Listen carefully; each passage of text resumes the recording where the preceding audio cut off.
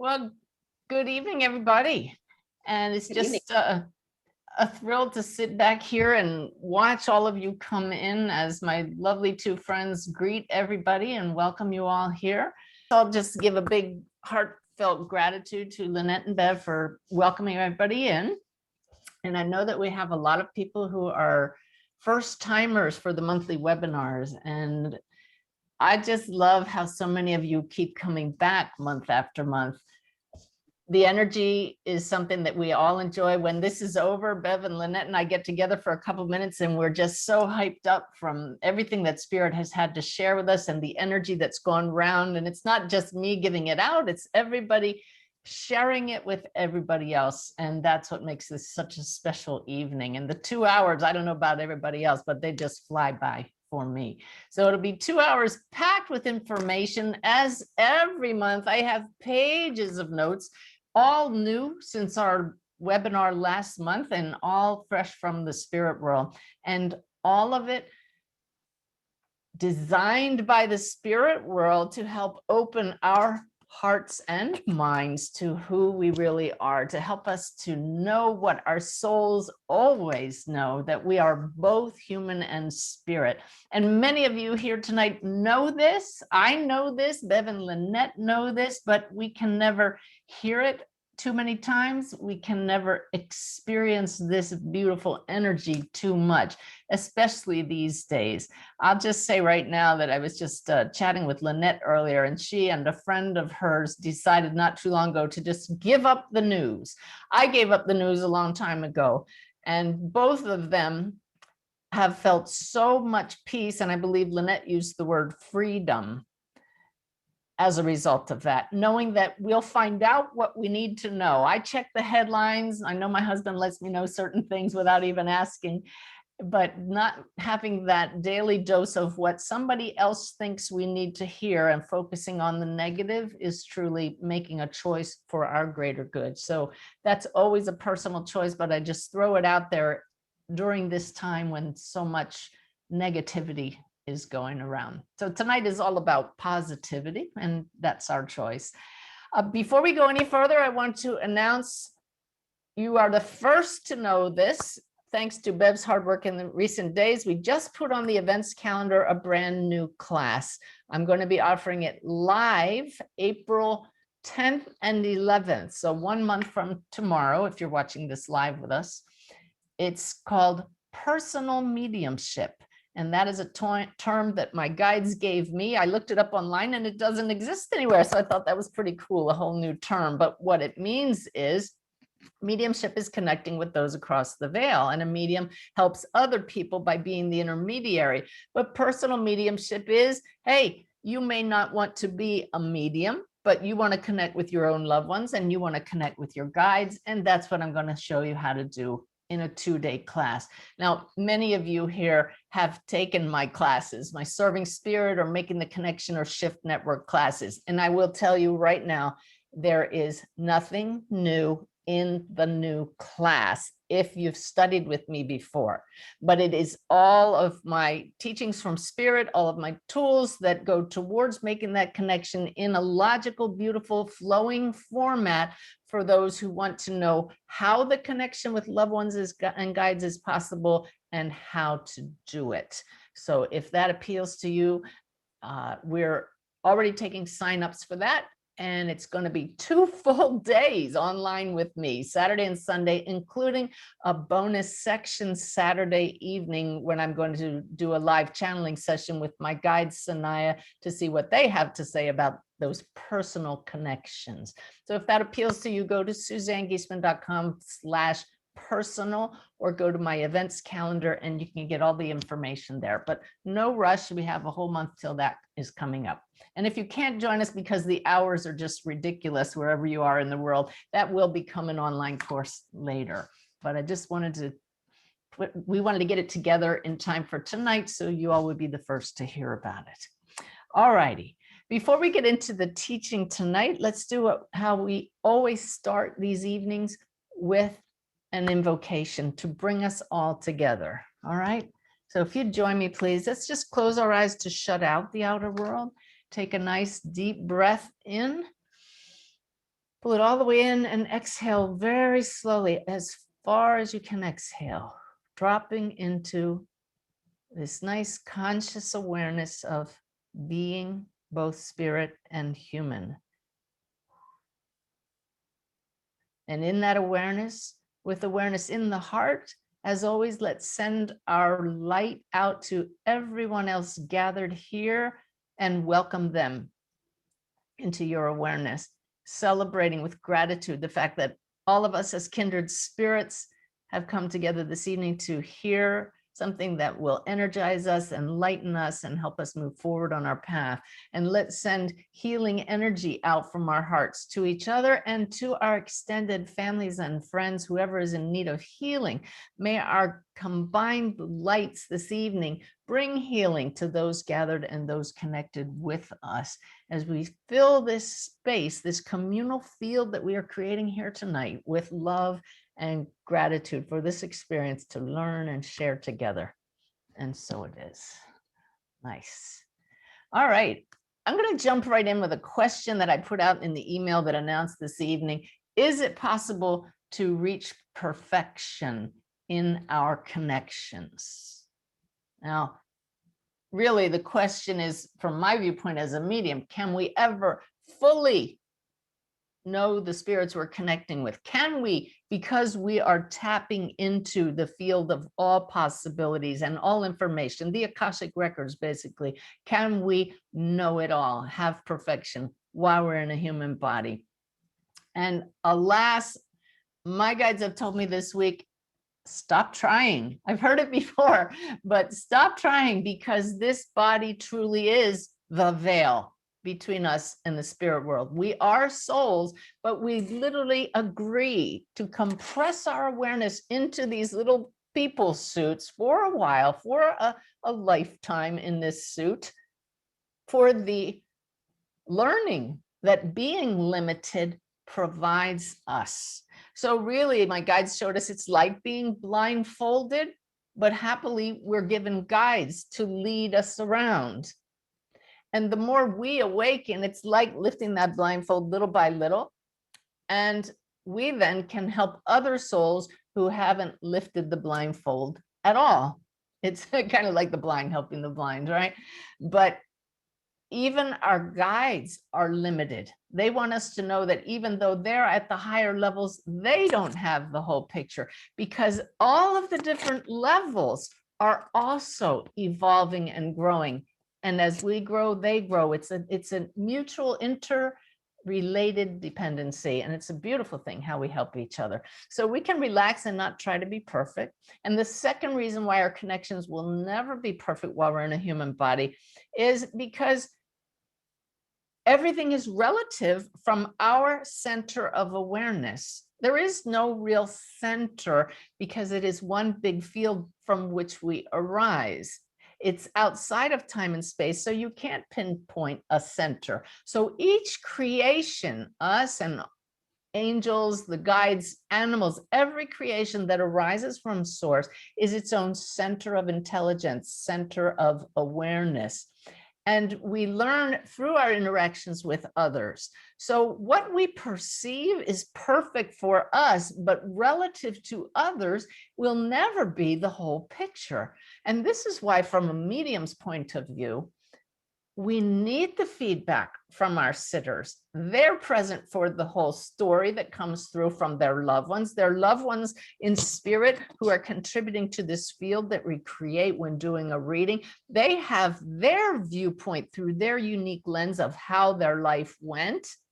We as the medium were outside that experience when it happened. So to be able to get anything at all is, to me, almost like a miracle. But it's our intention to create that field and to share with them that allows us to be content with what we can get through. So learning to trust that through our intention and our efforts at clarity, we can part the veil quite a bit is part of this whole journey, trusting that what we get may not be perfect, but always aiming higher. So there's a big difference between satisfaction and contentment. I truly, as a human, I'm never satisfied with my connection, but actually I'm content always with how things go. We just have to understand that the human will always want more. But as long as we're doing our best, making our best effort, and knowing that perfection is a human thing and everything is relative, hopefully that'll give you some relief that you can stop trying so hard, trust the process, apply whatever tools I and other teachers are sharing with you and what your own guides are sharing with you, and just enjoy the flow. Enjoy the flow. So with that, I'm going to share with you more stories than normal from recent readings. I promised you in the email that went out about this evening that I would be sharing with you this evening a tool to help your greatest dreams and desires come true. And I'm sharing it with you this evening later because it has worked so incredibly well for me in just the last 4 weeks, stunningly so. In fact, so much wonderful evidence through my readings as a result of the wish and desire that I use this tool for, that I'm going to share a lot of that evidence with you just so you see what's possible. All right. So I always share the evidence for multiple reasons. That's one this evening, to show you what's possible, to model the kind of connection we can have. And then number 2, of course, for those of you who have no intention of being mediums, to know that when I talk about guides teaching us, when we talk about our loved ones across the veil, you can trust this is real. Because what I'm going to be sharing with you this evening are very many no other explanation moments. You can't explain the kind of evidence and interactions that I'll be sharing with you. Other than that, consciousness continues after death, and your loved ones are still people. What is a person but a pattern of consciousness that over time becomes a story? And it has creativity and intelligence, and it's not an it, it's a person, it's your loved ones. And that personality, that person without a body, carries on. And so let me share some of that evidence. I'm going to do something a little differently this evening. As I shared these individual readings, if any of you have specific questions about something that came up in each of these readings, type it in the chat box. And Bev, I'll ask you to interrupt me before I go on to the next story and say, somebody has a question about that one. Okay. All right. So I was trained, my original teacher was Janet Nohavec, and she taught this wonderful system that she called name, rank, and serial number. You tell the spirits what you want to hear from them, they're going to give it to you every time, and name and what kind of work they did and how they died and how old they were. Very specific pieces of evidence. That's how I was trained way back in 2009. And let me tell you, that works. I'm going to take you outside that box later this evening, but I want to share with you how the spirit world will give it every time if that's part of your request and expectation and belief. So there's not a reading goes by when I get a spirit of working who passed when they were of working age, who doesn't tell me what kind of work they did. And just a really cool example of that was just last week doing a reading and brought through I think it was a woman's father. Yep, her father across the veil. And we're going on, and he was trying to show me what kind of work he did, and I wasn't grasping it, wasn't getting it. And what you do in that case is realize, don't try.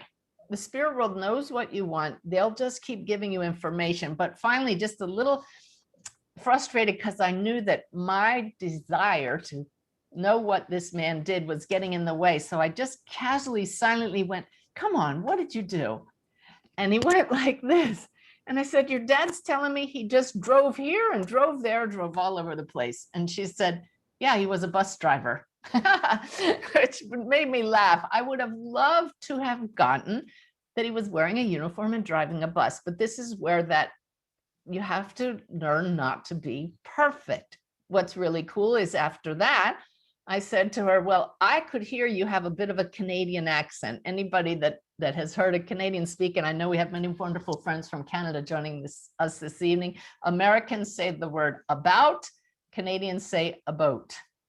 Little different. And I heard that a boat, and I said, I know you're from Canada, but your dad just told me he drove that bus around Toronto.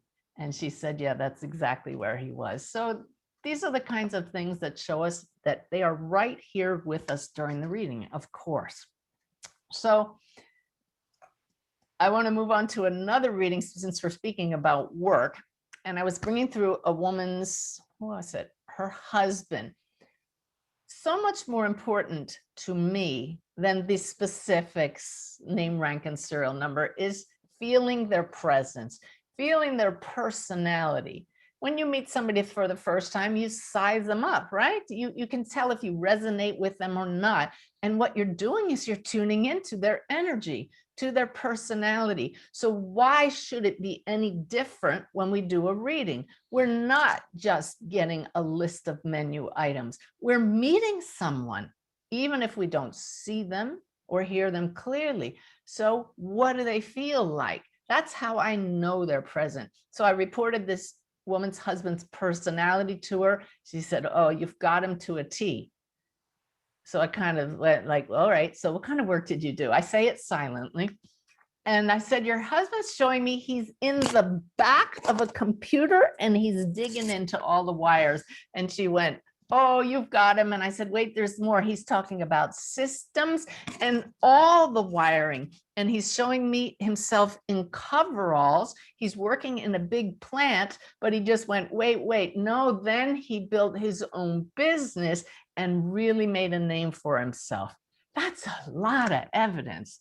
Well, turns out her husband started out fixing computers, literally the hardware, in a large company, and then ended up doing all the wiring and systems for that company, wearing coveralls when he'd be digging around with a, what do you call that? The conducting wire, whatever, conducting wires, and then said, I'm going out on my own, made his own business doing the same kind of thing, and really made a name for himself.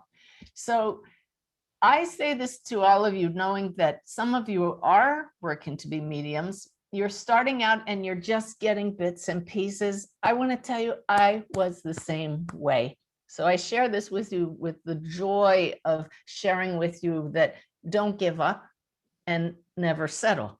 We may not be perfect, but it'll always get better.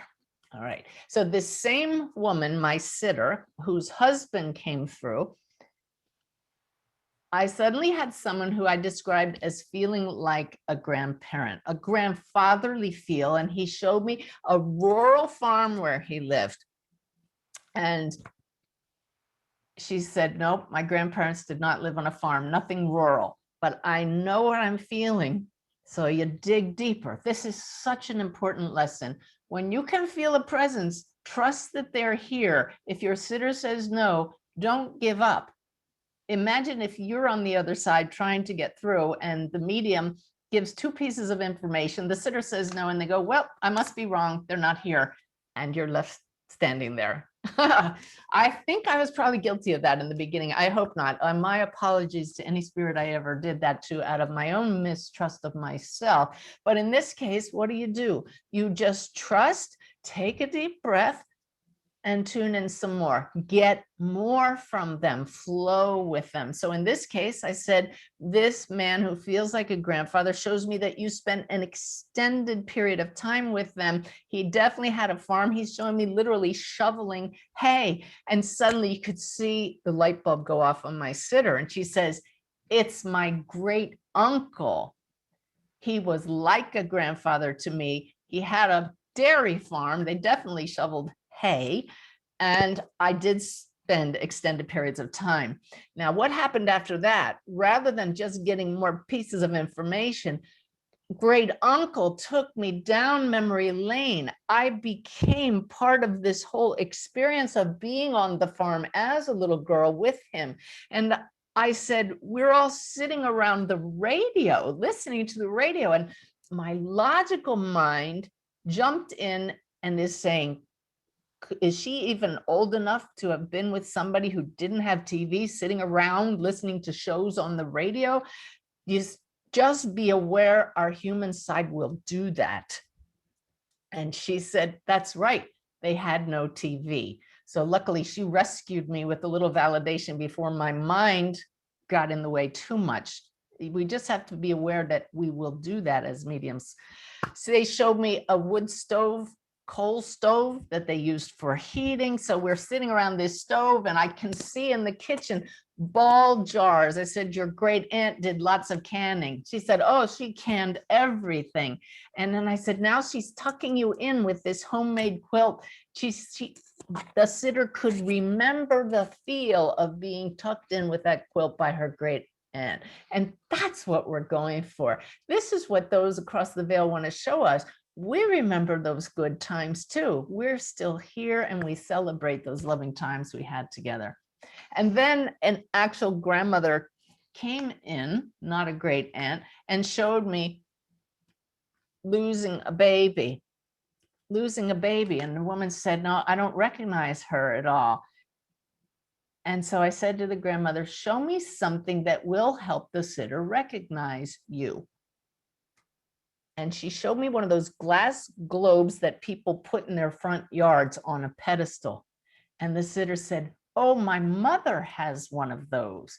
And that's all I needed to make the connection. I said, this is your maternal grandmother. Ask your mother about her losing a baby.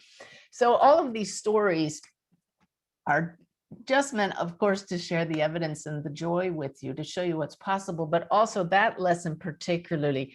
When people say no, don't trust the sitter, trust the spirit. Okay.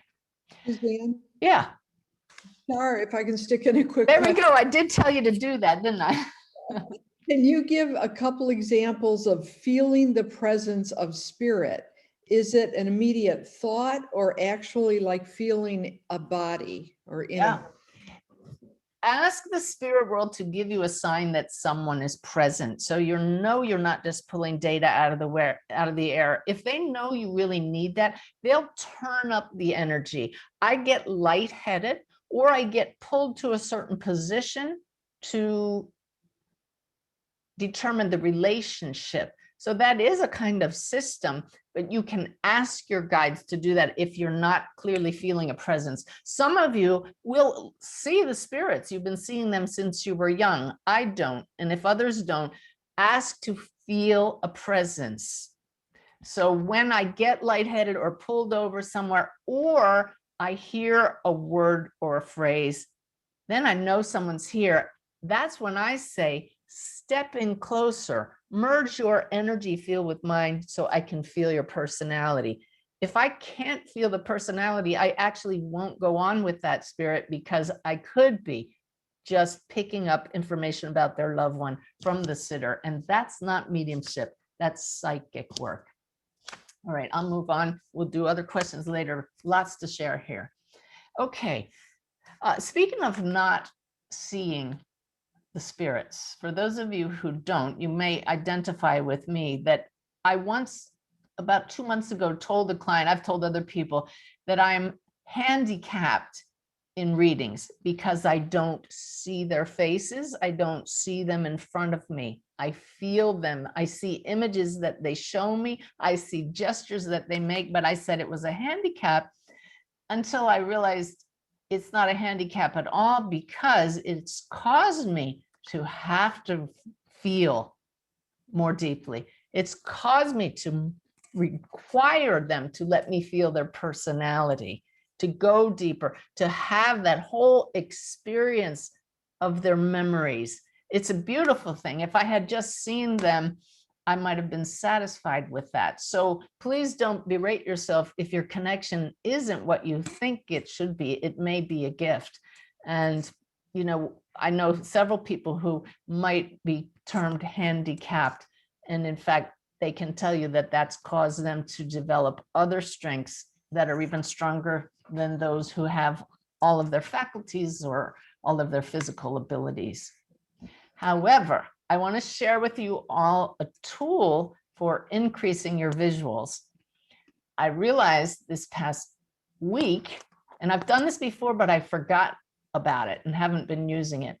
When I tell the spirit, step in closer so I can feel you, we merge. At times I feel like we're looking through the same physical eyes. We're sitting here as one person. That's why I sometimes take on their gestures and act like them, speak like them.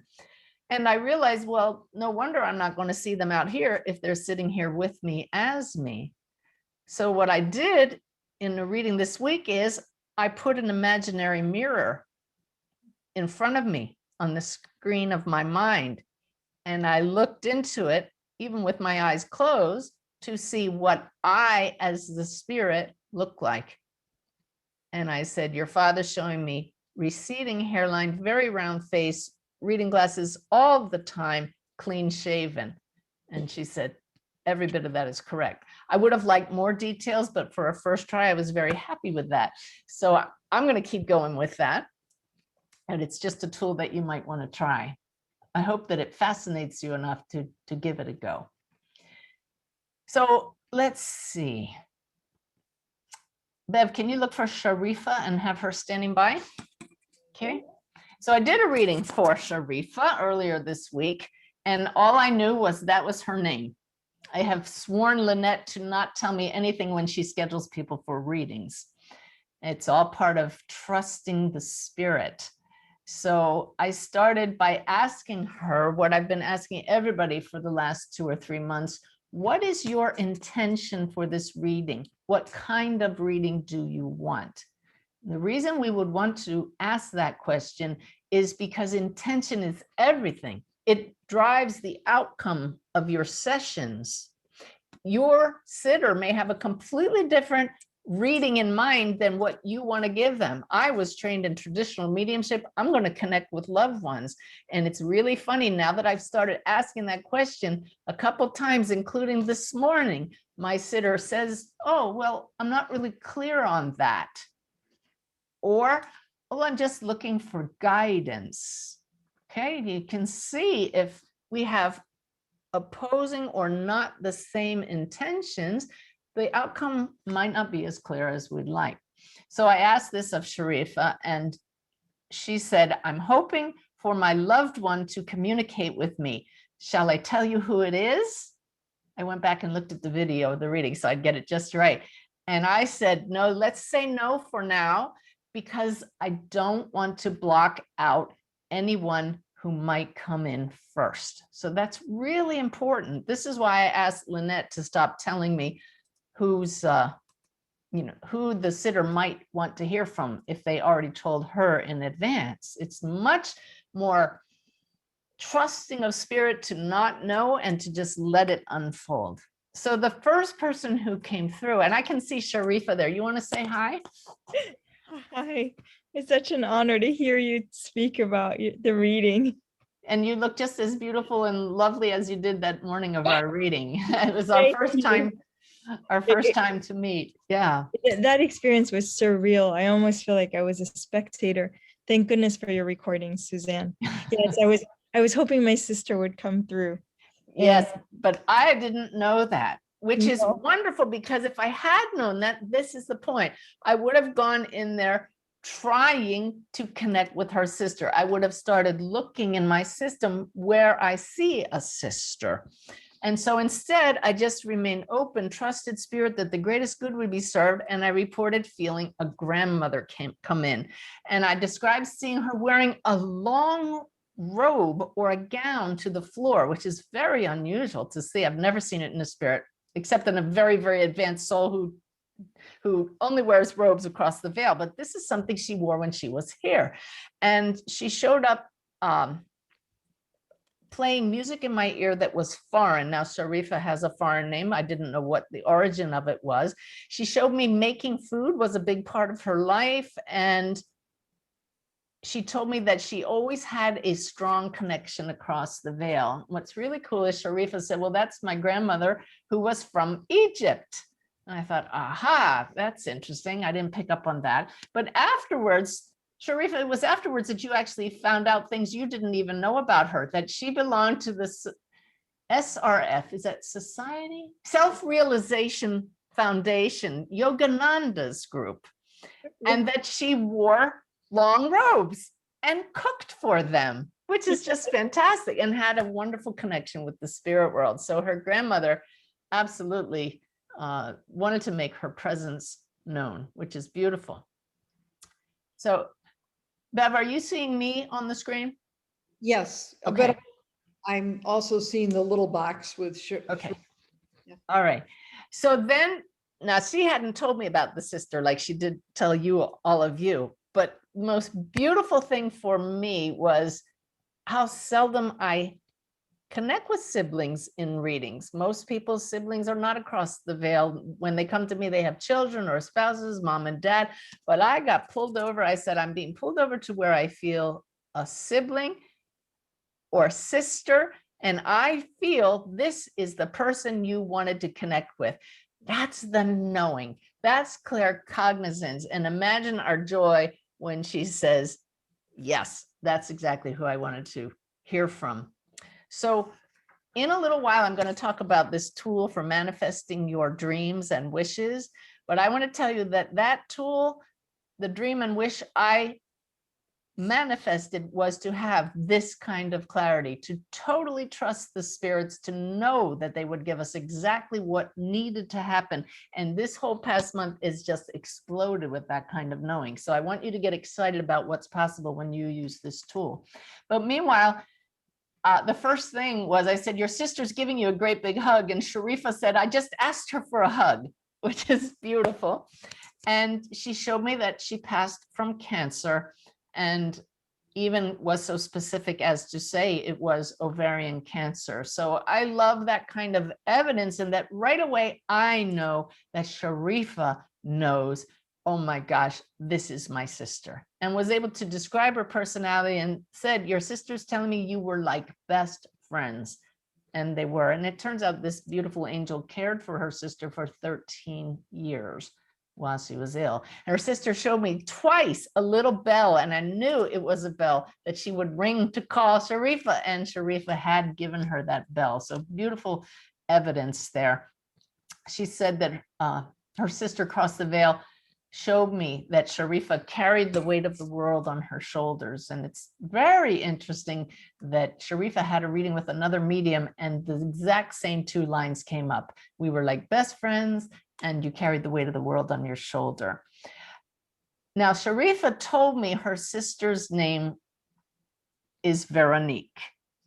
That landed in my mind, but I'm still thinking they're from Egypt. Sharifa is an unusual name.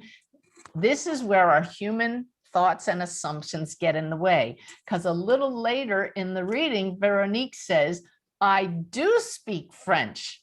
And I reported that to Sharifa just as it came through. And she says, well, yes, we live in France, which is just beautiful. When I tell people who ask me what is evidential mediumship, I say it's those things the medium couldn't possibly know that validate this is your loved one. And it's moments like that that are so magical. Now, this magical moment will carry over to the next story I'm going to share with you. It gives me goosebumps just remembering it. But her sister in spirit held up a pomegranate. Now, I've given thousands of readings. I have never seen a pomegranate, but you see a pomegranate, you know what it is. All those red seeds inside, the red skin. And Sharifa confirmed, I used to buy those and give those to my sister when she was sick. So just a lovely validation, something that I don't think I've ever bought a pomegranate in my life. And oh, let's see, she let me know that she was wearing her sister's ring. And oh, the most magical moment that showed that my new method was working, my dream and wish tool was coming true, is her sister Veronique showed me two birthdays. Their two birthdays are very close together. And she said, yes, they are. And then her sister said, April, May. And it was their two birthdays in April and May. So who can deny this? And Sharifa, I'll just bring you back on.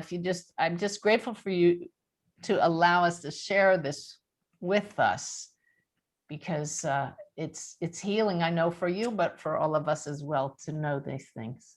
I can't thank you enough. And I want to tell you that this reading for me has changed the trajectory of my grief. I went from a grief that was characterized by trauma and not being able to remember Veronique as anything other than a cancer patient after caring for her for 4.5 years. And even though it's been 3.5 years since she's passed, since our reading, Suzanne, I'm able now to picture her as a young, beautiful, healthy young woman who, as you told me, she was saying to you, the happiest she's ever been. And I just want to share with you that just a few weeks ago, I was speaking with my sweetheart about eventually going home to France and living in a part of France that's different from where I lived with Veronique. And I was thinking, that night I went to bed, I was crying because I was thinking, this is a part of my life that I will not get to experience with my sister, where she will no longer be with me. And now that I've had this reading with you, I know with certainty that she will be there. She described, well, to you what I was doing this week, and I had asked her for support from that. I was working on a grant. And That's right. That's right. She showed me exactly the grant you were working on and where you were trying to get the money to help people in Africa. Amazing. Exactly. Yes. Thank you so much for sharing that with us. And everybody just, oh, I can feel everybody's love just coming at you, and isn't her beautiful, beautiful energy a gift to all of us. Thank you for allowing me to share that. Okay. Love to you and Thank you so much. And what's so beautiful about that is that hearing that from her reminds me, I only felt this beautiful, vibrant, of course, healthy spirit. And that's how she wants to be known, because that's how she is now. So it's just lovely that Sharifa helped to accentuate to all of us what the whole point of mediumship is and how healing it can be. So if you're going to try to be, if you are working to be the best possible medium, just keep in mind why we do this work. If you're a sitter and you're grieving and you're trying to learn as much about the afterlife as possible, you can see how this helps beyond words, beyond words. So now, if you have any doubt at all that the spirit world is real, here comes part 2, which absolutely blew my mind.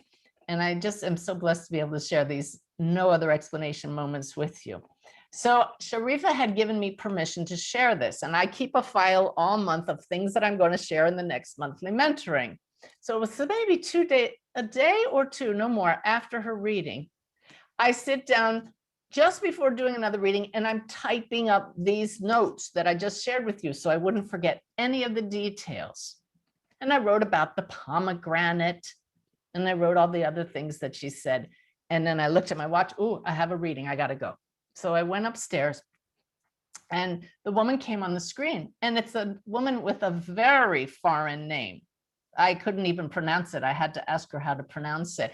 And the only thing that Lynette put on my calendar note was GMT +4. That's Greenwich Marine Time. That's the time zone that runs through the United Kingdom, +4. I don't know why she put the time zone on the calendar, but that told me this woman was really far from the East Coast of the US. So something made me ask my sitter, where are you? I don't normally ask, but I was curious. And she said, I'm in Azerbaijan. And it's just like the miracle of the internet, isn't it? To be doing readings, connecting with the spirit world and with a sitter who's in Azerbaijan. And I said, how did you hear about me? And she said, well, I just took your class with the Shift Network. So it's a small world these days, isn't it? So she said she wanted to hear from a very specific person. And once again, I said, please don't tell me who it is. I want to honor spirit and whoever comes through first. And I'm so glad we did, because in comes a young man standing in front of me, which in my system means non-blood relative, partner, or friend. I described him as being of her generation, not passing older.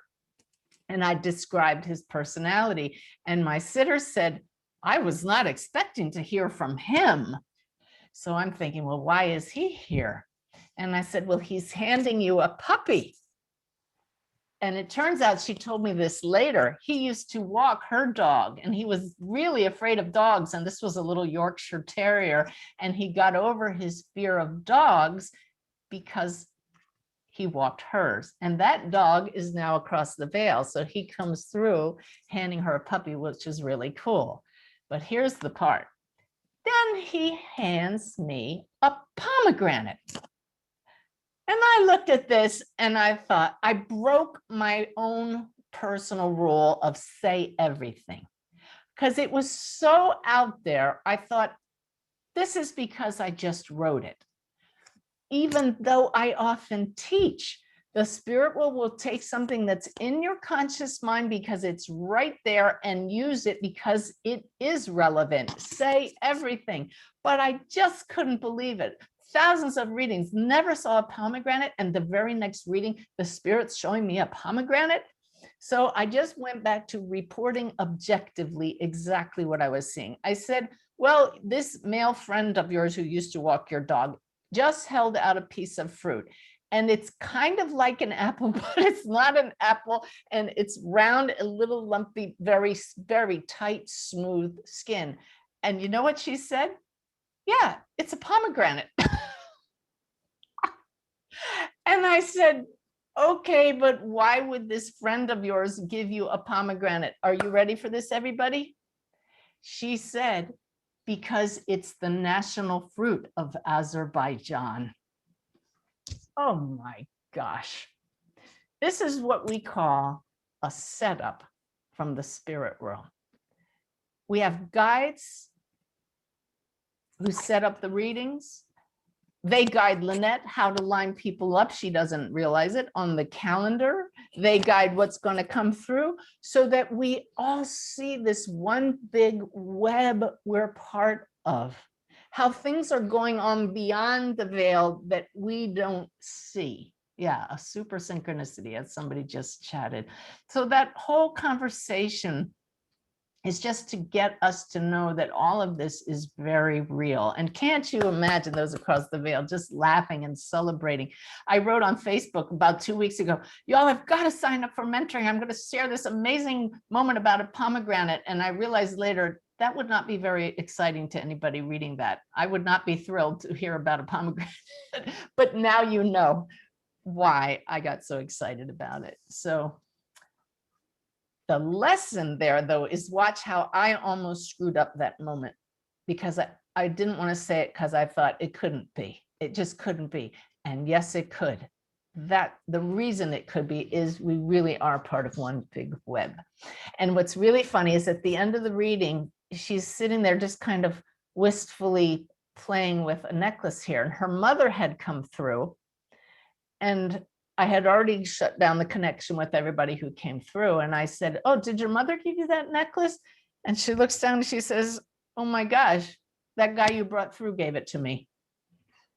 What made her put that on when he's the last person she expected to hear from that day? So any questions, Bev, before I go on to the next one? No, not in the chat. Okay, great. So good, because I have more. So in my desire to more fully than ever trust that the right spirits will come through if I just trust myself, this is a lesson for all of us. I feel it's the biggest stumbling block we face as mediums, because we are both souls and human, is trusting ourselves. Several readings in a row, before I even started the reading, I hear a voice shouting, husband, the second I see the sitter come on my computer screen for a Zoom reading.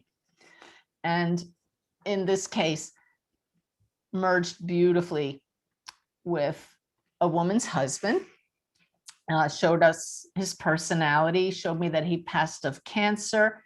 And I've been really focusing on the evidence so far, but let us never forget the most important thing besides showing us they're here is their messages. The message for Sharifa from her sister about being happy and thank yous for taking care of her and how much she loves her. That's the most important.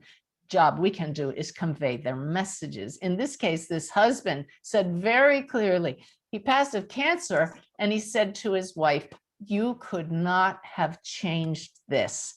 It doesn't help you to carry this guilt around. Now, some of us would just know it's not our fault that a loved one passed from cancer, but it was so clear that was his message. And she burst into tears and said, my number one question was that, could I have done anything differently? And of course, he knew this. So a great lesson for all of us. Those in spirit know exactly what we need to hear. And she's been trying very hard to connect with her husband. And he showed that the guilt that she was carrying was like a bank vault walls. It was really amazing imagery. Often I'll just see a wall in front of you, but he showed me those thick doors like a bank vault. And hopefully now, knowing that he holds nothing against her, that she couldn't have changed this, she'll be able to open those doors and connect with him more, which leads to a discussion that so many people have with me. You know, does my grief, does my guilt interfere with the connection? They do, but we have to learn to deal with those emotions. Stuffing them down will not clear up the connection. Grief is a process. We have to go through it. Guilt, not necessarily. You can clear guilt out like that by realizing the bigger picture, and mediumship shows us that. Those lower vibrations carry a density. And that's why I believe Sharifa showed it as well. One of the terms that mediums hear most often after a good evidential reading is, I feel so much lighter, because those dense vibrations dissolve instantly. It's one of the most therapeutic things I've ever witnessed, mediumship. So another husband enjoyed a beautiful connection with him. He's another one who shouted husband at me before we even started.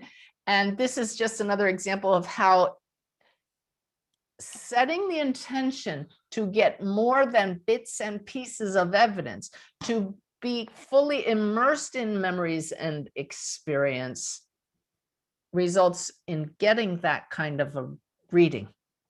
So with that kind of intention, this husband showed me that he loved music. And suddenly I was sitting at the symphony in London with my sitter, his wife. I said, he's showing me, he would say to you, it's Brahms tonight at the symphony. We must go because you had season tickets. And he would sit and he would recognize those symphonies without even looking at the playbill, and just really getting into the music. You can feel what that was like to be at that symphony. And it was absolutely correct. And when you get in the flow like that, if your eyes are open, you'll see your sitter just being there with their loved one across the veil. And that's what we want them to do, is relive those memories, because there's nothing like combining the emotion with the evidence and the experience. So the teaching point here is the spirit world really can only give you what you ask for. So if you're sticking to a list of evidence, that's what they're going to give you, and you will end up snatching. So ask for the evidence, but also ask for it to be seamlessly unfolded in walking down memory lane with a loved one, full of the emotions, being in the moment. Let's relive it together. And oh, by the way, make sure you throw in all of your messages that you have for your loved one. Okay. Best yet intention, whatever serves the greatest good in this reading, may it come through this instrument, the medium.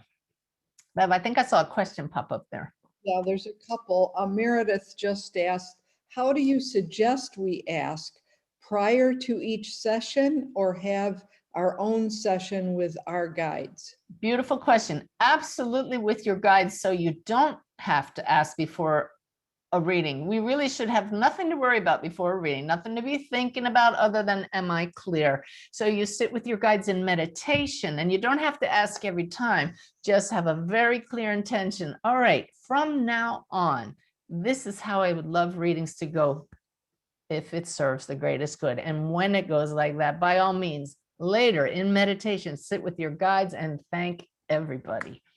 And if it's still not opening up enough, ask them why not. By the way, the man that took us to the symphony said something really cool for all of us. He said, you won't believe when you get over here with me, my dear.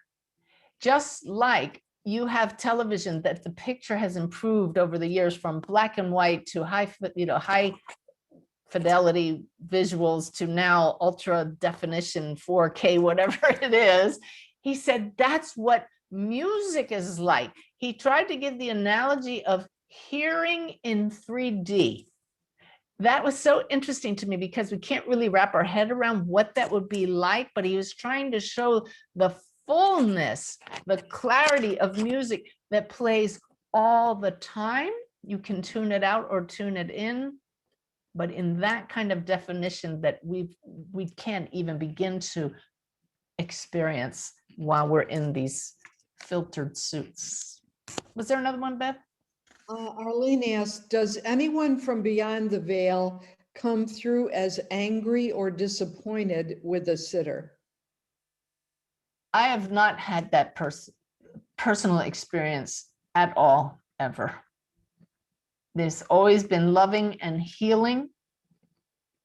I've had people who were angry when they were here and they don't speak. They stand back and show that's how they were, but it's not directed at the sitter. Why? Because they get across the veil and they feel the fullness of the love that we all are. And bathed in that love, there's no more need to carry any of those human traits. And dissolving that across the veil is our whole task. So it serves no purpose to continue to exude or radiate that across the veil. In fact, it's almost impossible to do that in that higher energy. All right, let's see. I released a video earlier this month about how to ask our loved ones to give us evidence and signs. It's called You Can Communicate with Your Loved Ones. So you can check that out on YouTube. But I continue to play what I call the sign game with my guide, Brenda, before every reading. It shows me that I'm tuned in. Brenda is Lynette and my friend. Bev knows Brenda. She's across the veil now. And we play this game. I sit down. I don't even have to tune in. I just shift and say, Brenda, tell me what Lynette's doing now. And boom, just like that, she gives me a current event with Lynette. She did it without even asking right before this evening started. Showed me Lynette fumbling with some piece of jewelry, and Lynette validated that she couldn't get her necklace to clasp this evening. But earlier this week, just to show you the kind of fun things that our guides can show us, because they're here with you. I said, okay, Brenda, what's Lynette up to? And she showed me this great big fatty steak on a plate, beautiful marbled piece of steak. And she showed me Lynette looking at it with a little bit of envy. So I texted to Lynette, getting ready to do the reading. This is what Brenda shows me. And you know what? She said, yeah, 2 nights from now, I'm going with a friend and my sister to Ruth's Chris Steakhouse. And I just started laughing because it's this steakhouse that serves great big steaks. It's so affirming. And I hope that all of you will play that game with your loved ones. Tell me something going on with somebody else that you can check with that I don't know. And it'll teach you to trust that they're right here, that they love to play with us and they don't mind being asked. The next day, so to do a reading, Brenda, what's she doing? And she shows me Lynette making this motion, licking her fingers and unsticking something. Just the day before, Lynette had been in the grocery store and couldn't get those doggone vegetable bags that you pull off to put your produce in, could not get them off. She had to pull her mask off and lick her fingers to open it. See, this tells us that our friends and loved ones even accompany us in the grocery store. It's really frightening how many times Brenda shows us she's in Lynette's thoughts. She's absolutely a spy, which is what all of our loved ones are doing, not spying, looking out for us, trying to let us know they're still with us. So another magical story from a reading. This one has to do with a woman named Patty, who is with us tonight. I'm not going to bring her on, but I thank Patty so much for allowing me to share this. This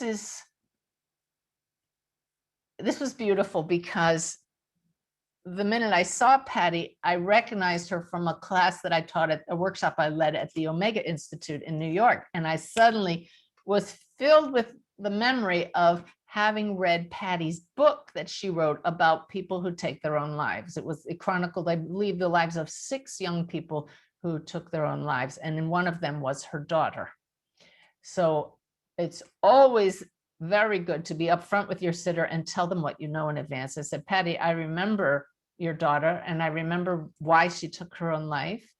And I'm sure we'll get her today, but we can go beyond, way beyond just how did she pass and that kind of thing. And she said, great, because I've had lots of readings and my daughter often brings in other people's kids for messages for their loved ones. And I thought, well, that would be interesting. That usually doesn't happen in my readings. But guess what was on my wish and desires list with this tool I'm going to share with you? Out of the box thinking and events in readings.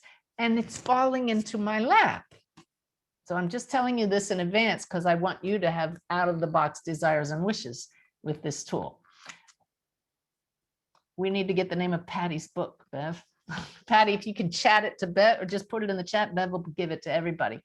So my first thought was, well, if her daughter brings in somebody else's child and Patty doesn't know them, how will we identify them? See, this is new to me, but I'm setting out there to be outside of the box. So what was beautiful is when we don't focus on how did you pass, what kind of work did you do, the list, you can get so much more. Her daughter really focused on current events in her mom's life. And I love when the spirits tell us what's going on in our lives now, because it shows there's so much a part of our life now, which of course they are.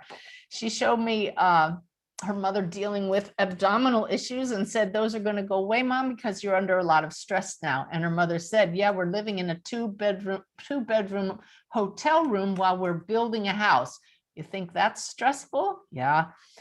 Her sister showed me she has a brother, no sister. And she showed me her brother swinging a bat, but claircognizantly, I just knew she meant he just hit a home run, a special event in his life. It had nothing to do with baseball. I knew she was showing me something to do with a new job. And then she showed me he's going to do well and get promoted several times.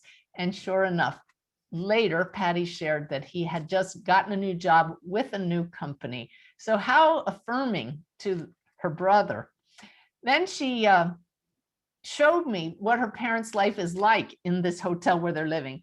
She showed me they're not in a city, they're in a small town, and Mom and Dad go for walks just to get out of the hotel down the little main street, looking in the shops and just strolling, a very peaceful feeling, and to let her know that she was with them on these walks. And I knew this was accurate. And I remember seeing my mentor, Mavis Patilla, present evidence a certain way. And when I saw her do that, I said to myself, I'm going to be that kind of medium. So I want you to set the goal, if you're a medium, to do what I did, modeling Mavis. Now, hopefully you can model me. And I said, and I know you're having trouble with the washing machine in that hotel. It's giving you all kinds of grief. And you should have seen Patty throw back her head and laugh because of the problems that washing machine was giving her. So what I was talking about, what to model, is that confidence when you just know. It comes with that density of feeling. And then it was, and I know you don't like the coffee pot in your hotel room and you've brought your own coffee pot in. And she goes, oh yeah, her dad, absolutely. So that's the kind of fun evidence that just flows. It was just so beautifully familiar. This was her daughter talking with mom. And yes, her daughter had had mental illness issues. That's in the book, clear as day. So many people who take their own life struggle with that. And yet that wasn't even a factor in this reading. We knew that from reading the book, so she didn't need to go into that. Mom had fully fleshed that out. And it's just a beautiful thing, just like with Sharifa's daughter. I want all of you to know, once that part of the story that we live as souls in these human forms is over, we get on with growing and loving across the veil and helping our loved ones to do the same. So I knew that Patty also wanted to talk to her mother. So I sensed a mother over here and I described her. I said, this is a mother, not a grandmother. And she said, no, that doesn't match my mother. This threw me off because my anchor was the personality. If the personality's not correct, according to the sitter, and they would know, then something's wrong. And I said, well, she's given me the name Barbara. And for a medium who until now has not been as accurate as she would like with names, it was thrilling to have Patty say, well, Barbara's my friend, and that sounds like her mother. And suddenly I knew how I would know when Spirit brought in other people, okay, using their name and their personality. And then this woman gives me the name Joan. And she said, well, that's her name. That's Barbara's mother's name. Absolutely floored me. And I said, well, I'm also hearing the name Jean. She couldn't take that. We went on with the messages that Barbara's mother, Joan, had for her, described a few other things. Her main message was, I'm peaceful. We didn't get to say goodbye. I'm watching over you. So when others' loved ones come in, we don't have a big, long connection like with the sitter's immediate loved ones, just the important messages and just enough to identify them. Well, guess what? She shared that with Barbara. The messages were very meaningful. And Jean, Barbara's mother-in-law. So we got Barbara, Joan, and Jean. To me, that was a miracle. My dreams and wishes manifesting.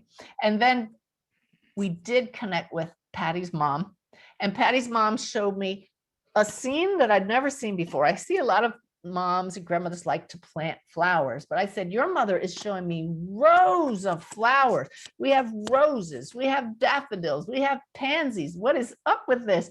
And it turns out these are goosebumps. Her mother worked in a flower shop, which is so cool. And the beautiful thing is the next day, all of a sudden my dog started going crazy, barking at the front door. It was a delivery man delivering a bouquet of flowers from Patty and her mom.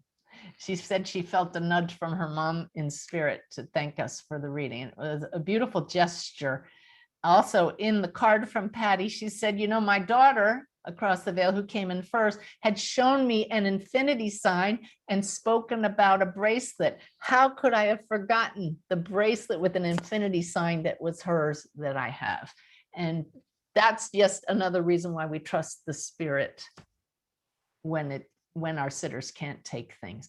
So you can communicate with people who the sitter might not identify. It happened 3 more times in the last week.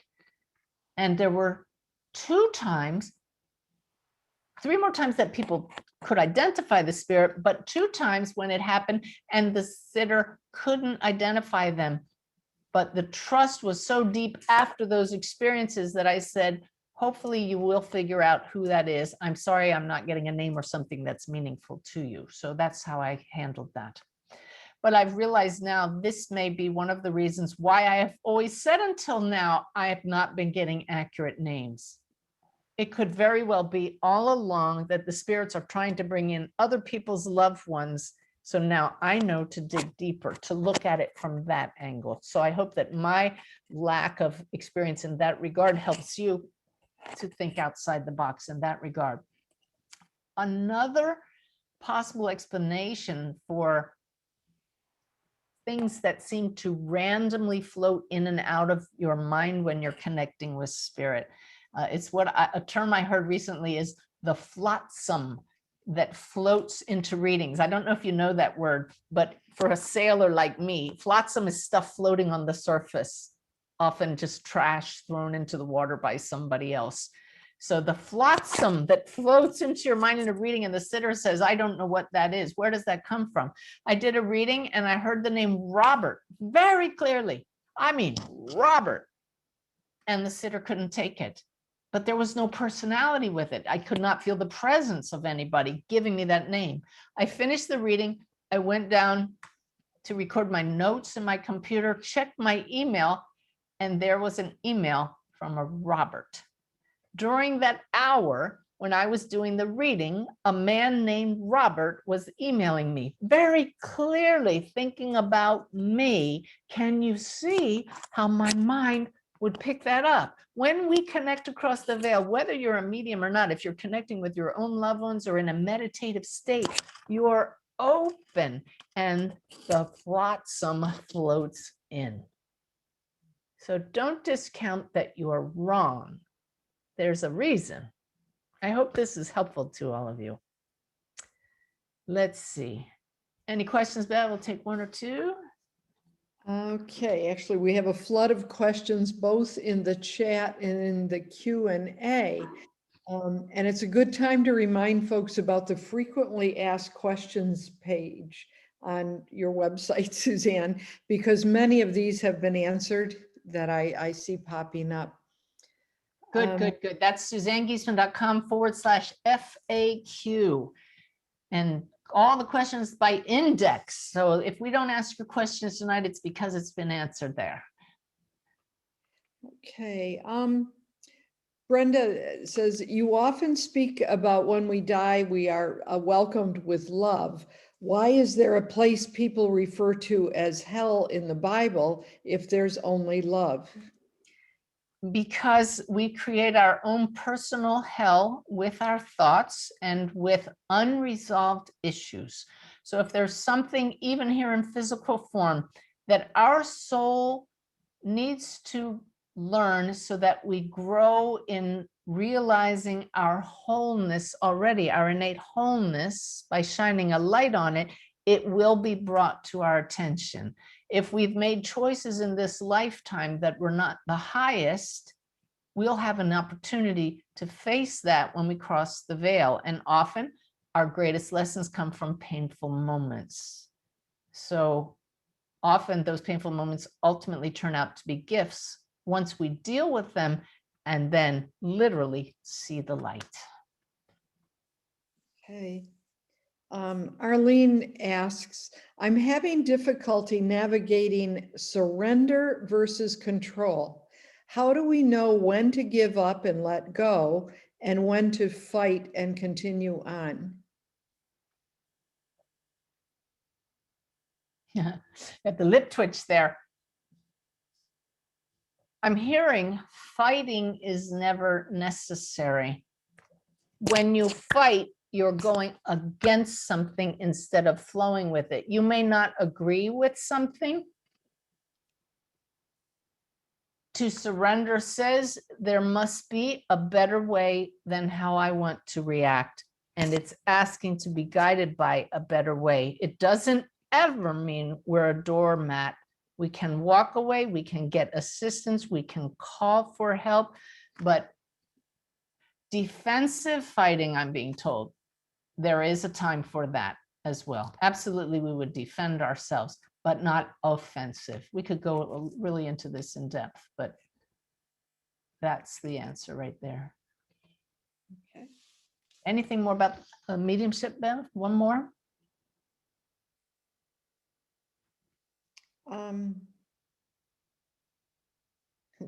How does reducing your ego over time support or improve mediumship? Any advice on how to continue to release of the ego over time? Yes. Listen to the end of the hour. So we're really going to get into that. That's what so much of this teaching is about. And we're going to talk about integrating your story, which is the ego, with the higher self as we go on. Okay. For greater clarity and connection. I promised you all that I would talk tonight about part 2 of one of the most talked about readings I ever gave. And it's my biggest example of a not telepathy moment. I know that a lot of you joined me for my latest online workshop that's still online, Shedding Your Skin. And I showed a video of a reading that just happened this past month. Imagine my surprise at coming on and seeing my sitter, and her name is Teresa, and she said, "You did a reading for me 7 years ago." And I said, "Remind me?" And she said, "My son Michael." And suddenly I knew. I said, that's the story I share with everybody about a not telepathy moment. And what we meant by that is that in that reading, her son Michael gave us the clearest possible evidence that a medium is not just reading her sitter's mind. To start things off, he showed me that he took his own life by jumping off a bridge. His mom said, "Do you want me to tell you where?" And I said, "No, I just heard Verrazano Bridge." Now, I want all of you to know that as mom was thinking, "Do you want me to tell you where?" Because I'm open, because the medium is open, I could very well have picked up Verrazano Bridge from her field. In that instance, that very much may be the explanation why I heard Verrazano, but it was correct.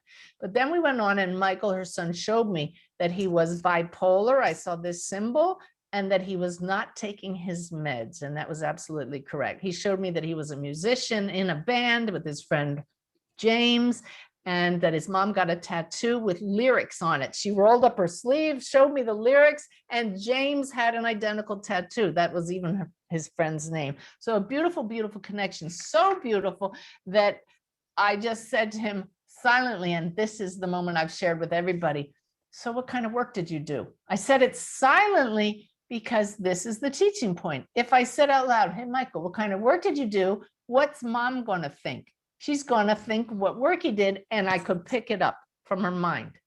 Just like maybe I picked up Verrazano Bridge from her or from him. I don't know what happened there. So I said it silently. And he showed me like charades, "What your husband's doing now," and pointed out the window behind Teresa where she couldn't see what Ty was doing outside.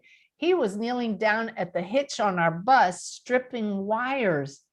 He didn't say I was an electrician, but he showed me by a current event. What does that tell us?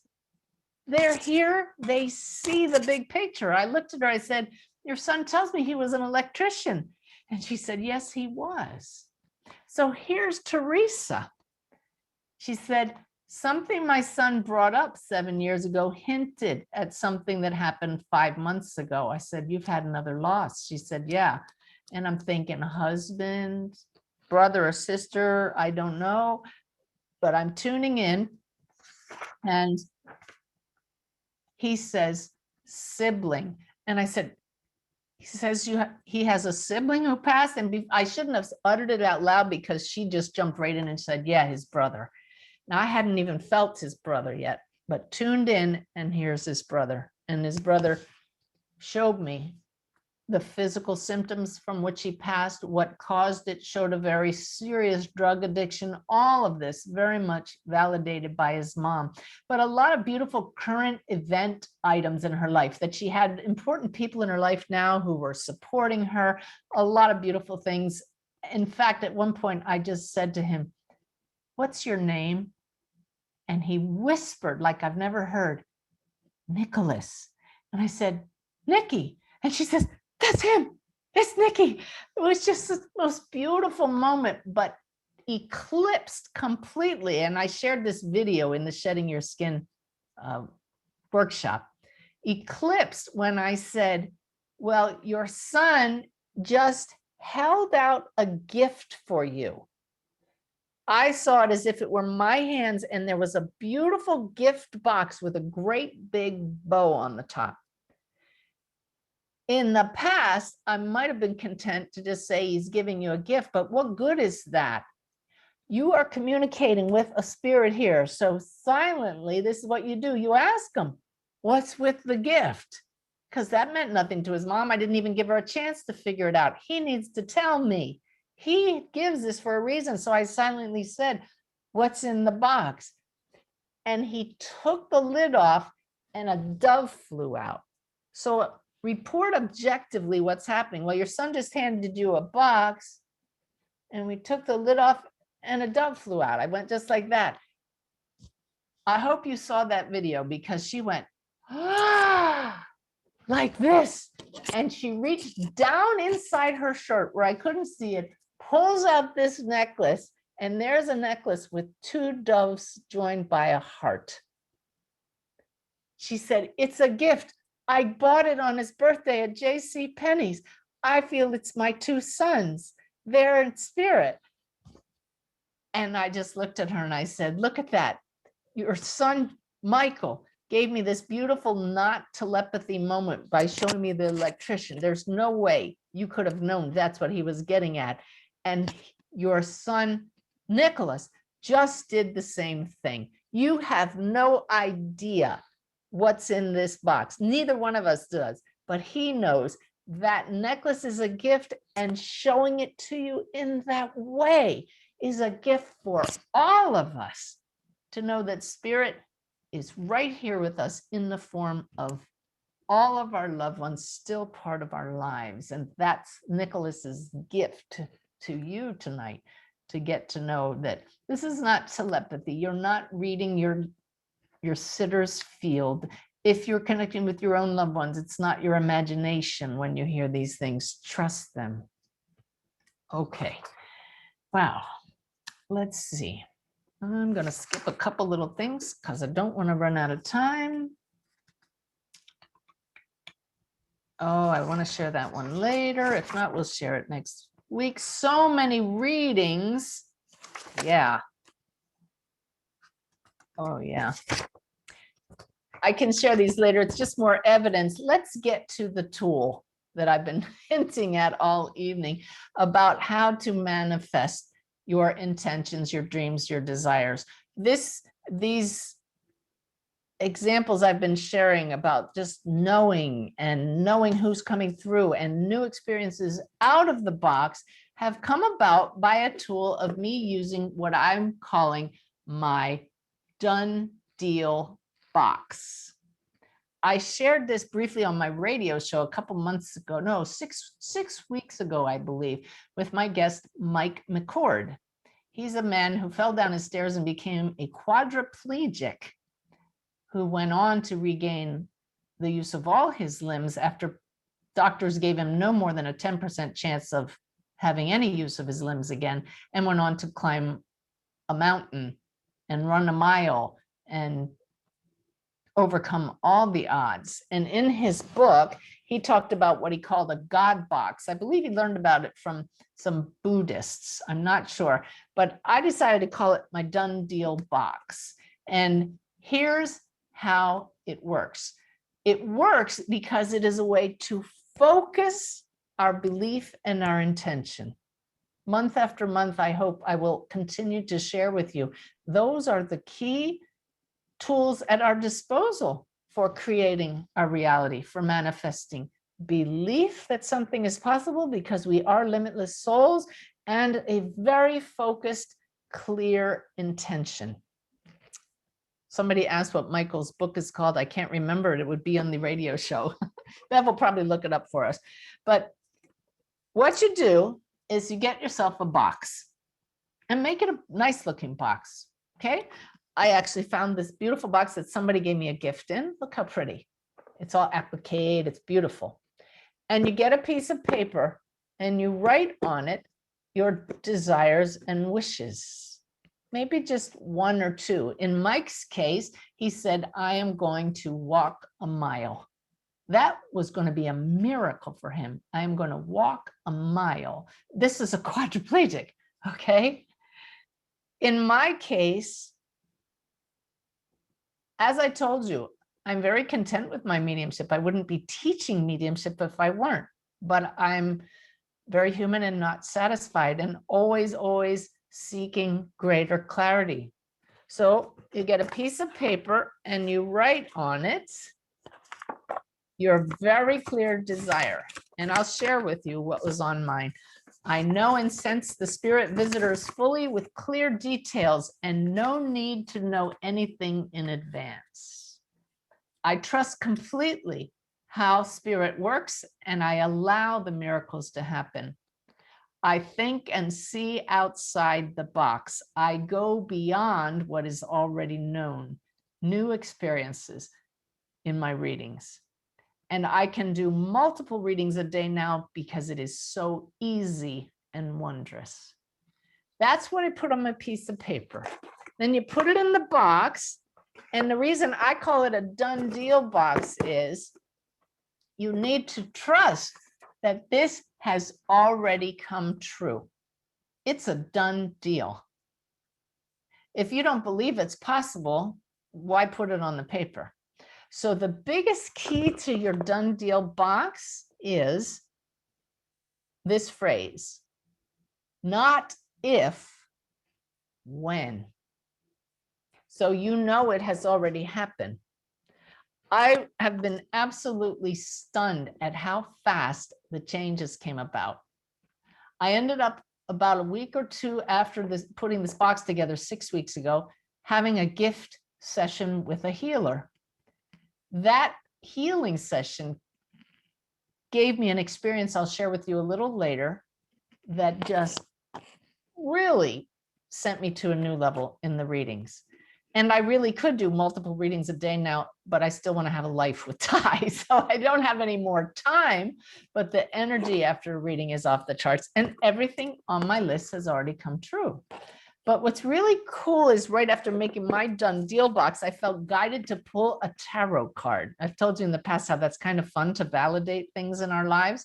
And I knew I was going to pull a tarot card related to this new claiming of these increased mediumship abilities. And I was shown in the past, I've pulled the Emperor card as a great validation. I was shown it will not be the Emperor, but it will be a meaningful card with a star on it. I drew a card I'd never drawn before. It's called the Page of Pentacles. And it shows this one guy who's a page holding a big star. And the meaning of that card, there's my star. I'll read it to you. A messenger with a message about a lucky happenstance with work. My mediumship is work. New growth and steady development. Manifestation and skill development. Blooming flowers and abundant harvest. Could there be anything more affirming? So I would like you to get a box and call it whatever you want. Call it a God box. Call it a done deal box. Call it my magical miracle making box. Whatever raises your emotion, because that's so important. And that's why this works. You don't have to have a box to manifest miracles, but this is a focusing tool. Once you have the box with your wishes and desires on a piece of paper in the box, you put the lid on it. I actually had to write my list on a separate paper so I wouldn't forget exactly what I put in there. But then once a day, just for a few days, stop and put your hand on the box and affirm. It's not a matter of if, but when. This is my reality. Okay? Claim what is done. Claim what is yours. I recently added a new piece of paper to here with a new one because the old one's already come true. And of course, I still have room to grow in my mediumship. It will always be improving. All of us are always growing. There is no end to our evolution, to the clarity, no perfection, right? If we're never going to be perfect, then we just keep growing. I love that. Takes the pressure off, just flow, just grow. So I'm excited to see how the new one comes about. And I know it will because we are part of this big web. All of you listening, if you really believe that this is going to work, you're going to do it and you're going to start seeing the results. But remember, not if, when. We don't know when it's going to happen. Mike walked that mile so much faster than he ever expected. He had his miracles. You know, how does this come about? It's because of the belief and the clear intention and because we're not alone. We're part of a big web. And even what we ask for, we're asking for it. This is huge. You're asking for it because your soul knows it's part of your path already. And you're just watching it and co-creating its unfolding. All right. So have fun with that. Keep it in a place where you'll see it regularly and get excited about your dreams coming true. One final point my guides just put in my head. Make sure it serves the greater good.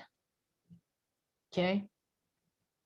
That's why we're here. How will that also help other people around you? It is that big web. All right. Yeah. Bev, any questions come up? There's a few specific to this tool. Good. Would you write different goals unrelated to one another and put them all in at once, or one at a time? If they were totally different, I would put one at a time. Unless you feel pulled by your soul and you know that you're a super manifester, then you can go for several. Why not? We're not limited. You just really need to wrap your full emotion and clarity around them. That's the most important thing. Would putting crystals on the box help? What do you feel? That's what's so important. Oh, my guides are laughing at me because I had moved it up to this room yesterday and I brought up here from downstairs. I found some crystals that weren't in the right place and I brought them up and I set them right on top of the box and thought, oh, that'll probably help. And I've never done that, didn't even think about it. So yeah, I believe it will. and that's the key. If you believe it will, it will. Yeah. So it's just so important for you to understand why your belief manifests it. That's why we call it the done deal box or the God box. And this would go back to your the intent or higher good.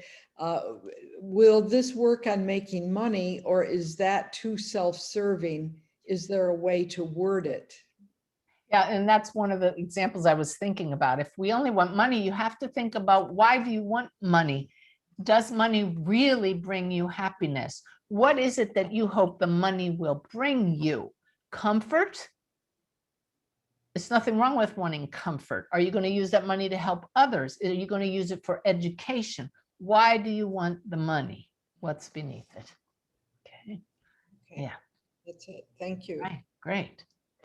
All right. So that closes out that part there. Let's move on to talking about the chakras. A whole different topic, but some really great teaching came up, and I just was guided to put it in here this evening. How they relate to our soul's growth, because I feel not enough attention is given to this. The chakras, of course, are the energetic centers, and there may be some disagreement in different cultures about how many chakras there are, but generally we agree upon 7 main energetic centers. Each one in our physical body is actually multidimensional. It's not a physical thing, it's energetic, but it is the bridge between the physical body and our emotional bodies, and psychologically, it's a bridge as well with our soul. A wonderful analogy to visualize the chakras is like the holes on a flute. Each person comes into this life with a different open or closed state of the 7 chakras, depending on what the soul's mission is. What is the soul supposed to work on in this life? If personal power is going to be a big issue, you're going to have a different note playing through the whole, but with the 3rd chakra. I'm mixing analogies here, but I know on a flute, I can make different tones depending if I close a hole or open a hole. I can even close one halfway to produce different tones. If you've ever played an Indian flute, same thing. So some of your chakras are pre-programmed so that you will experience life and emotions in certain ways, but it's not permanently that way. You come in so that it's the filter of how you see life. Isn't that interesting? And it's not all or nothing. The 7 chakras work together to present your particular tone. I call it your ringtone, right? What is your ringtone like? And the beautiful thing is that we can work on ourselves to play more harmoniously, to have our chakras as clear as possible. Some people come in very young souls, new to the whole reincarnation cycle, very much with animalistic tendencies. Some souls come in and they're almost divine. You work with a good energy healer and they can say, my gosh, all of your chakras are so clear and wide open. And then they'll look at other people and say, there is just a lot of blockage there. And this is our spiritual path, to open our channels so that the life force flows through us as clearly as possible. And what a lot of people don't realize is that the lower 3 chakras are very much associated with our physical embodiment. The upper 3 are related to our spiritual aspects, and the heart is the bridge. So that when you talk about Kundalini rising, that's people who have finally really worked on the safety and security issues of the lower chakras, the personal relationship issues. And now suddenly that life force energy that lies in potential at the base of the spine can just rise through the chakras. And for some people, it can really be upsetting because it suddenly opens up your spiritual centers in a way that allows that life force to flow through so quickly that it knocks you off balance. So it's really great when we can just go for a holistic approach, do regular chakra clearing, focusing on all 7, but be aware of which chakras in you really came into this world to work on. I know Brenda doesn't mind me sharing that the very first time I tuned into her, I saw major issues in the solar plexus area. And I knew she had personal power issues and giving away her power. And I knew that she had physical challenges in the solar plexus area. And in fact, she passed from bile duct cancer and had stomach cancer, I believe. And so if you don't deal with issues of love in your life, many times that manifests as heart issues. If you can't speak your throat, people have congestion in the throat area. There's a great interrelationship between what chakras we need to work on and how it affects our body. So just be aware of that and know that the heart is the bridge between the two. And this leads me to the teaching from Wolf that I promised that I would share with you about how to bring our physical and spirit sides into harmony. Okay, let's see. Let me catch up with my notes here a second.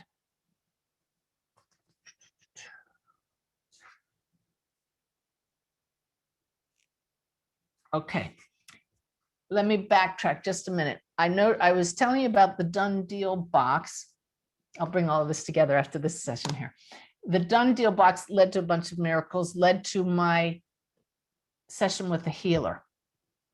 Shortly after that session with the healer, I was sitting in meditation,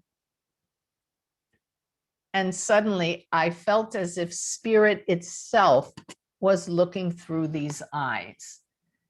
I won't take a poll, but I'm wondering if any of you have ever had that experience. I'd like you to set the intention to experience what I'm talking about. Because in fact, all there is spirit, consciousness, awareness, God, creating all of us as expressions of the one light. You are the arms and legs and voice and body of God, of joy, of spirit, call it what you want. If that's so, then spirit is always looking through your eyes. But we tend to get so caught up in our story and our role that when we say, I did this or I did that, we feel it's this limited personality. But we can learn to shift our focus and realize this is spirit looking through these eyes. I've had this experience in the past, but it came through so clearly in this meditation just a few weeks ago. It was stunning. And the voice said, from now on, when you say I, it's not the little I, it's the little I known as Suzanne. It's the big I, which is this awareness. And so really, it's always we. I hope that has meaning for you. If it doesn't, please sit in meditation tomorrow and ask, how can I be an I and a we at the same time? And then what if we were to extend that and know in our hearts what our soul already knows? If spirit is looking through these eyes, if it's really not just a limited person, a temporary personality, then spirit's looking through that other person's eye as well. It's looking through that person I share my house with. It's looking at that neighbor who's talking to me now. There's only we, us. The other day, I was judging something that Ty said. We had a difference of opinion, and it was causing me a lot of angst. And I had temporarily forgotten who we are. And I went into meditation, and Spirit said, there is only we.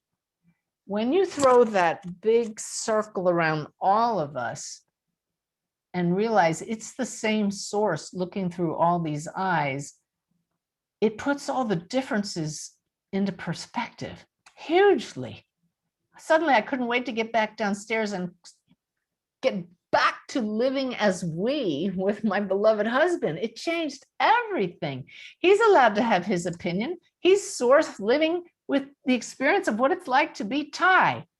And I'm source living with the experience of what it's like to be a medium. And you're playing your role, but it's source. There's only us. We are joy us. That's the way I like to say it.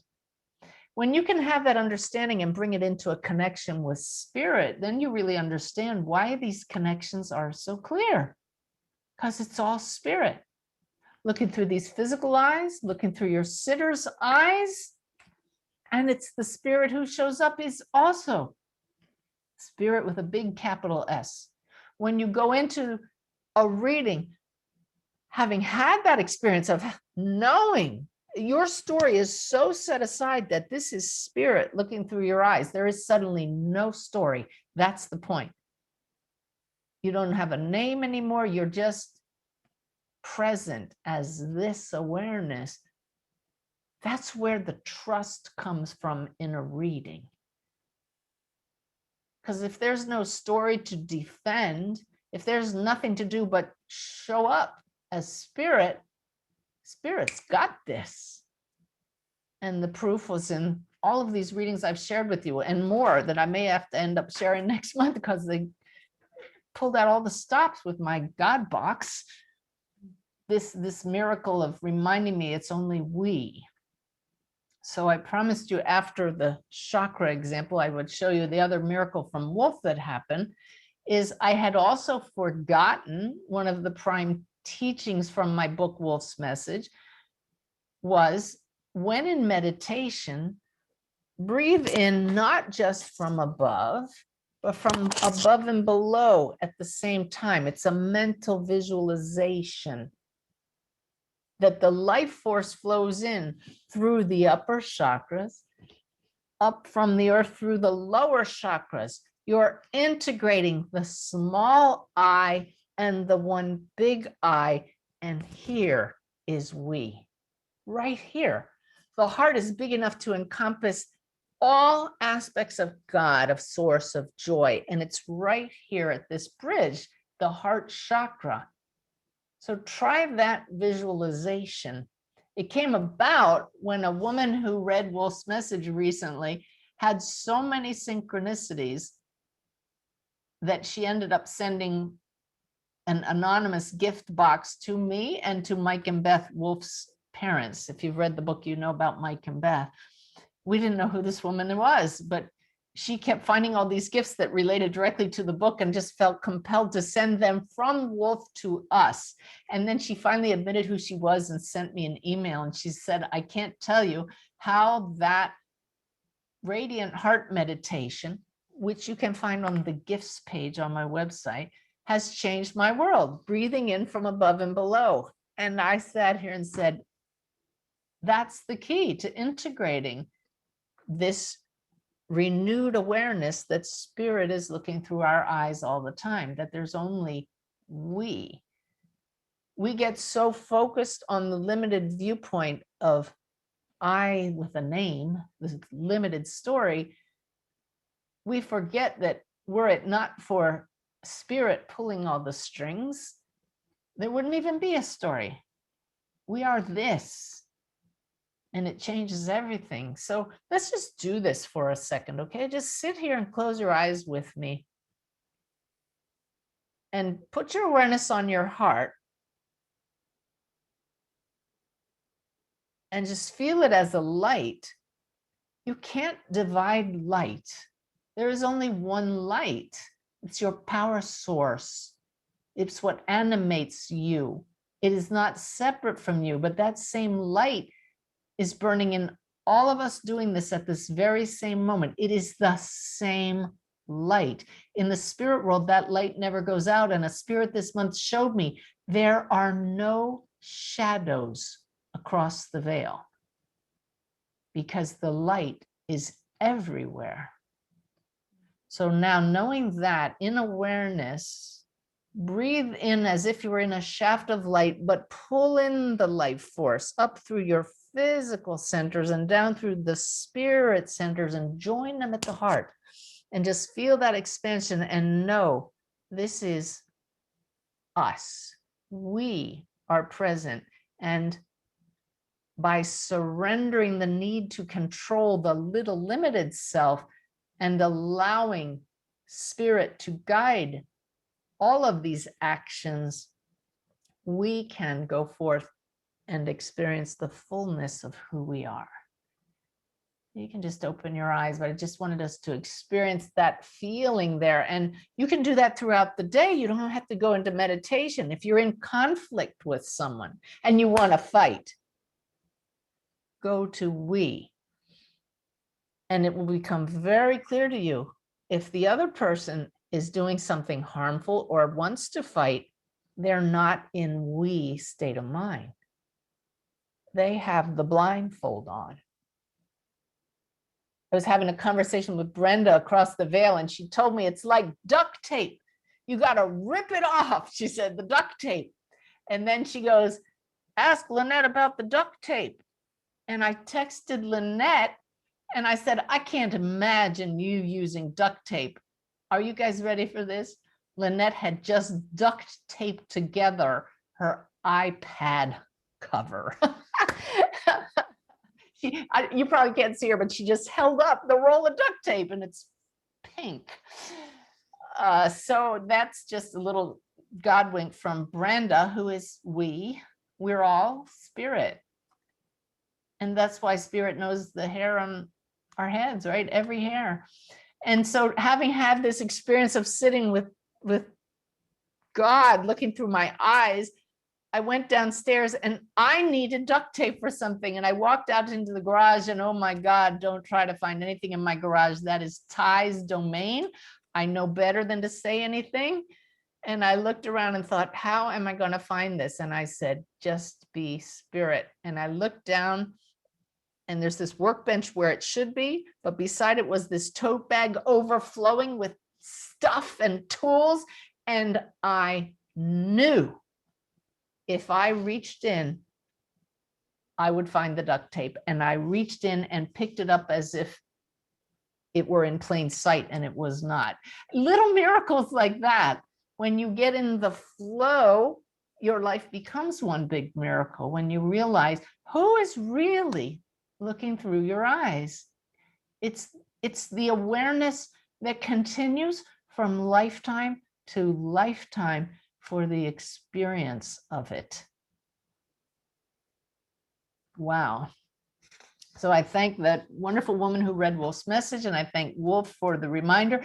One of the gifts she gave me was a little figurine of a wolf, and I set it across the room here where I'd see it when I do readings.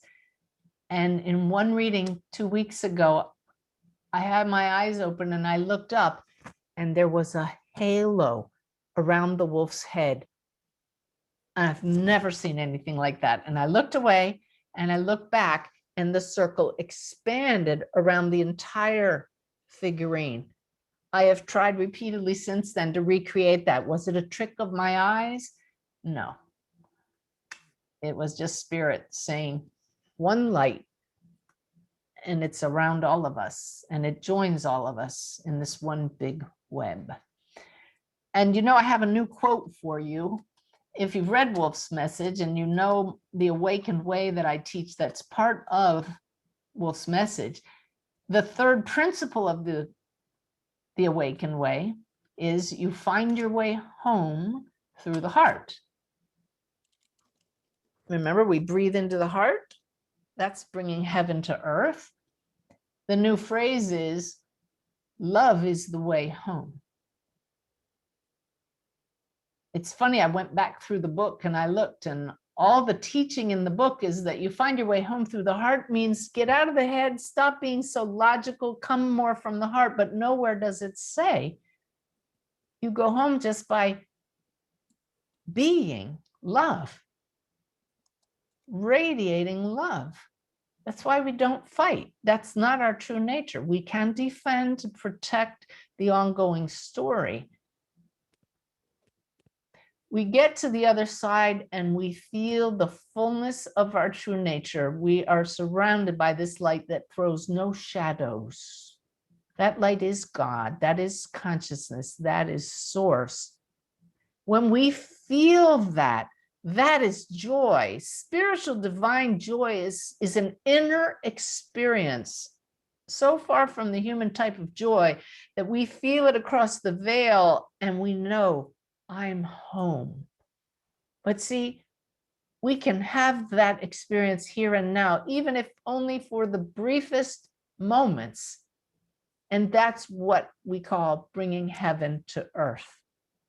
And I know so many of you on this spiritual path have felt that. And it's why you're joining me here tonight, because we have brief glimpses of it in this energy here in these sessions. But I hope that I'm able to share some things with you that help you to remember that. And what I said to Source as was looking through my eyes earlier is why can't I sustain this all day long, every day? I felt that was the goal. And that's when the teaching about perfection came through. It's not possible while you're in a body. It's possible across the veil for longer moments, but not until we all completely dissolve back into being the light. And then I just happened to stumble across this quote from an author named Douglas Harding that was so timely, and I share it with you now. It's rather like being in love. You don't adore that person less if for hours you never recall his or her face or name. It's the commitment which remains there all along, uninterrupted, which matters. So it is with self-realization. Once it's got a hold of you, it will not let you go. Your true nature has its own way of growing more and more blatantly obvious. Imperceptibly, it takes over. Any attempt to force on it an artificial goal-seeking discipline can only frustrate its maturing. So I was getting frustrated because I want to remember always what this soul knows, what your soul knows, or you wouldn't be spending your time basking in this evening. You're in love with love itself because it's who you are, and you can't not seek that joy, that communion.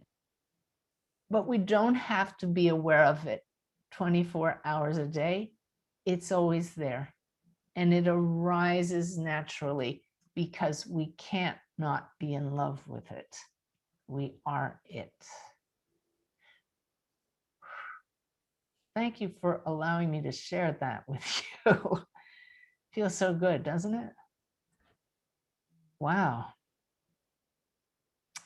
Yeah. So ego is the greatest challenge. And somebody asked that question a while ago, you know, how do we get rid of ego?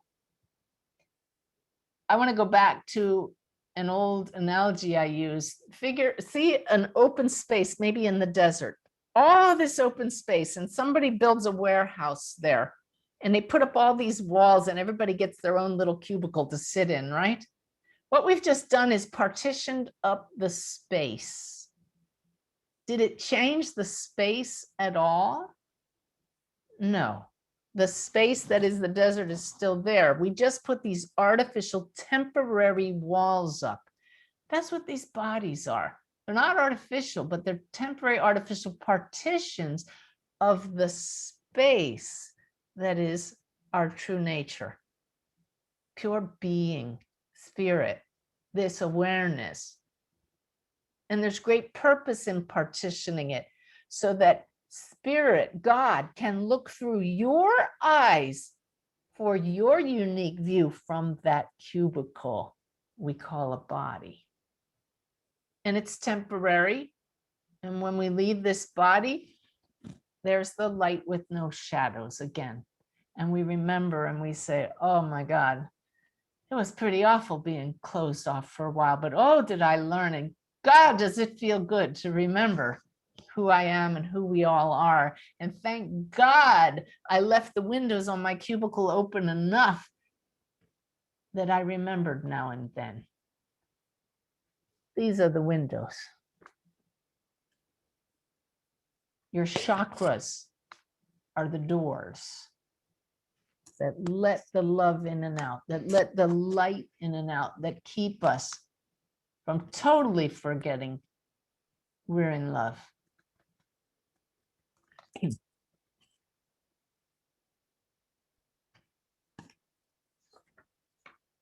I have some other stuff that I could share, but I'm just feeling that's just such a beautiful way to end this. We'll have to just share it next month. Oh, I did promise you, this is a good one. I did promise you a new analogy for why we forget who we are. And it's what I just said. For the deliciousness of when we remember.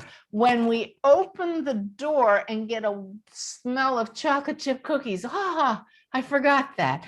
And it's thanks to Lynette that I share this analogy with you. When I was sharing with her some of these experiences in meditation, how we give up awareness and take on an ego so that we can over and over experience ascension. We descend into a body, and ascension is not a one-time thing. It's through surrendering the ego. We will always have an ego. It's our story, it's our vehicle, it's our cubicle, our partition. But it's not the wholeness of who we are. Take away the walls and we're whole. We can do that with intention. We can do that in meditation and shut out the outer world. And we do it, we partition ourselves as spirit for the joy of that remembrance. And she told me about the time when her father was suffering from a bit of dementia, and she took to him a little pot of creme brulee from a smorgasbord. And it was the first time in his life, Lynette, I hope I'm telling it right, he had ever tasted creme brulee at his advanced age. And she said the look on his face when he took that first bite, oh, what is this? And she said, it's creme brulee, Daddy. Do you want some more? Yes. And she went back and got him 2 more pots of creme brulee, but she said nothing could match that first bite. And so we come here and we forget for the joy of experiencing those moments over and over, but they have to be contrasted to be appreciated. So the analogy is This life is a smorgasbord, and we live for those creme brulee moments. But there are going to be things on that buffet that I don't like at all. Ooh, what is this? And it's because of that contrast that the delicious things stand out all the more. So life is not without its sour, bitter moments. But just remember who's looking through those windows of your soul, okay? For the experience of it. And I thank you so much for joining me for this experience tonight. I'm so grateful to my team in spirit for guiding me. And please don't ever forget you have a team. It's right here. Ask for their help. I'm so grateful for my earthly team's help. Bev and Lynette, thank you so much. And for all of you for your support and your beautiful words of love that I get so often from all of you. It's been a joy this evening. And maybe we'll see you next month. Maybe I'll see you in that workshop, personal mediumship. Wherever I see you, I'll meet you right here. I love you all. Good night.